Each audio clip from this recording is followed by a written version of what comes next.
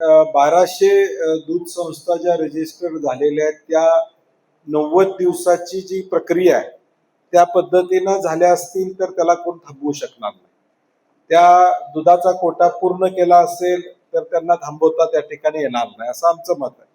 त्यामुळे 1200 मध्ये समजा तांत्रिक मुद्द्यावर एखाद्या 2 संस्था अडचणीत असतील तर त्या बाजूला जातील, परंतु सरसकट सगळ्या 1200 चुकीच्या आहेत असं होणार नाही. त्या नियमाप्रमाणे केलेल्या आहेत, त्यांचं दूध संकलन आहे आणि त्यामुळे त्या फक्त मतासाठी केल्यात अशा नाही आहे. तर स्थानिक गावामध्ये वेगवेगळे गट असतात, त्या गटाचं दूध या गटाच्या डेअरीला जात नसतं आणि मग त्या दृष्टिकोनातून देखील ते दूध वाढीसाठी देखील गरजेचं असतं.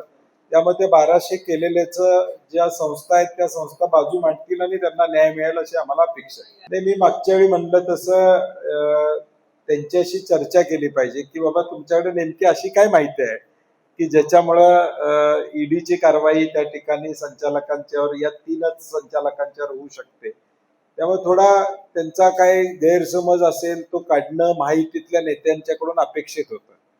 म्हणजे मला वाटतं त्यांनी त्यांच्याशी चर्चा केलेली दिसत नाही, किमान त्यांच्याशी चर्चा करायला पाहिजे होती अशी आमची अपेक्षा आहे. मुळात महायुतीचा चेअरमन असताना प्रशासक येतोच कसा, मग महायुतीतल्या नेत्यांनाच पाहिजे होतं का हे असं मला आता वाटायला लागले.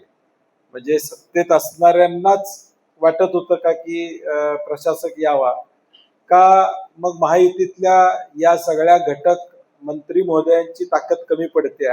दोन्हीपैकी एकच आहे.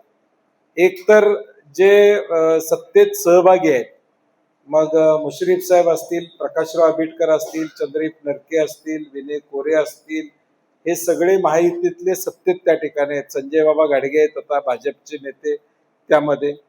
एक तर ह्यांनाच पाहिजे होता प्रशासक, म्हणून थोडं नमतं त्यांनी घेतलेलं आहे, किंवा मग ह्यांचं चालत नाही. दोन्हीपैकी एक काहीतरी आहे. नाही, आमदार शिवाजी पाटलांनी भूमिका घेतली, समजा एखादी भूमिका घेतली तर महायुतीतल्या लोकांनी त्यांना बोलवून त्यांच्याशी चर्चा करायला पाहिजे होती. तुमचं अंतर्गत भांडण आहे ना, हे गोकुळला का अडचणीत आणता तुम्ही? तुम्ही महायुती म्हणून आमदार शिवाजी पाटलांनी 5 गोष्टी सांगितल्या, त्यांना बोलवायला पाहिजे होतं. बाबा तुमचं म्हणणं काय आहे मांडायला पाहिजे होतं, त्यांच्याशी चर्चा करायला पाहिजे होती, त्यांचा गैरसमज दूर करायला पाहिजे होता.